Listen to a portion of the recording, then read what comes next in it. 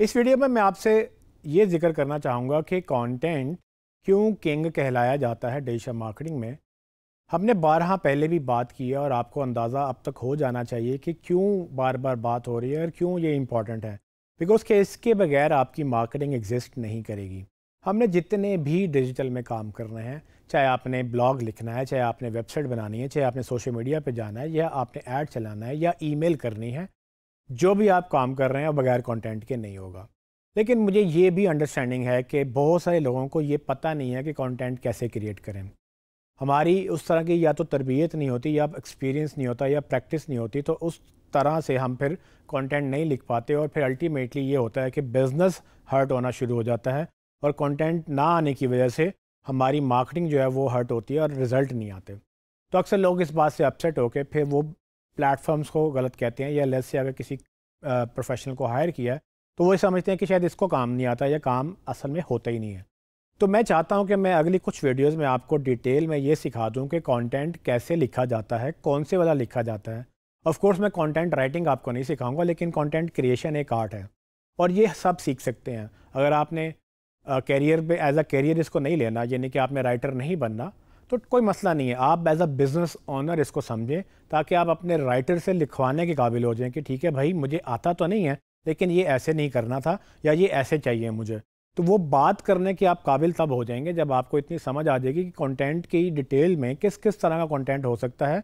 और मैं कोशिश करूँगा कि मैं एक बिज़नेस एग्जांपल के साथ आपको बताऊं कि लेट्स से एक ये बिज़नेस है और उसमें हम क्या क्या कर सकते हैं, उस बिज़नेस को कंटेंट कैसे क्रिएट होता है और वो बाद में इम्पैक्ट कैसे डालता है। तो ये सब चीज़ें आपको मैं अगली कुछ वीडियोस में बताऊंगा। आपको मैं दोबारा रिवाइज करवा दूं कि कंटेंट जो है वो 4 तरह के होते हैं, जिसमें टेक्स्ट होता है, इमेजेस होते हैं, वीडियोस होते हैं और ऑडियोज़ होते हैं। अब हमने इन चारों फॉर्मेट्स को यूज़ करते हुए ऐसा कंटेंट क्रिएट करना है जो कि हमारे लोगों को पसंद आ जाए। यानी कि अगर हम चाहें तो हम आर्टिकल्स लिख लें, अगर हम चाहें तो हम वेबसाइट के पेजेस क्रिएट कर लें, हम चाहें तो हम उसको वीडियोस बना लें, इमेजेस बना लें, जिफ इमेजेस बना लें, उसको हम डिफरेंट तरह से ऑडियो में कन्वर्ट करके हम चलते फिरते लोगों को जो रेडियो सुनना चाहते हैं या पॉडकास्टिंग सुनना चाहते हैं, हम उसको कन्वर्ट करके उनको पॉडकास्ट सुना दें।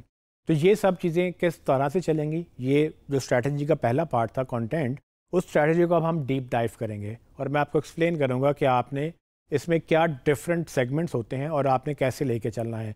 अगली कुछ वीडियोस में आपको ये क्लैरिटी मिल जाएगी कि अच्छा रिटन टेक्स्ट क्या होता है, वर्बल टेक्स्ट क्या होता है, यानी कि वीडियो टेक्स्ट क्या होता है। उसमें आप बोल के जो कर सकते हैं, मतलब जो लिखा है उसी को बोल भी सकते हैं। फिर उसके बाद आप उसी को वीडियो में कन्वर्ट करवा लें, उसी को आप ऑडियो में कन्वर्ट करवा लें, उसी के इमेजेस बनवा लें। आप उसकी one single tip, one image या एक आप पूरा इन्फोग्राफिक आपने बनाना है।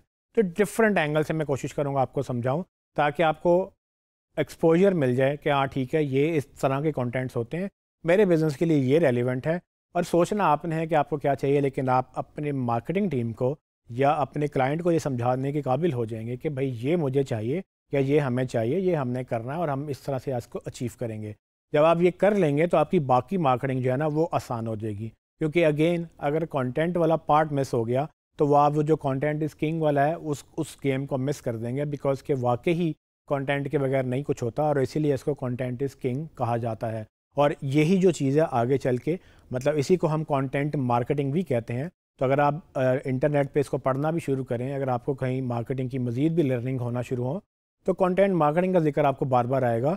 तो वो अब हम आपको क्लैरिफाई करेंगे किस तरह से कंटेंट क्रिएट होता है, किस तरह से यूटिलाइज होता है और कैसे आप अपने बिजनेस के लिए उसको यूज़ कर सकते हैं।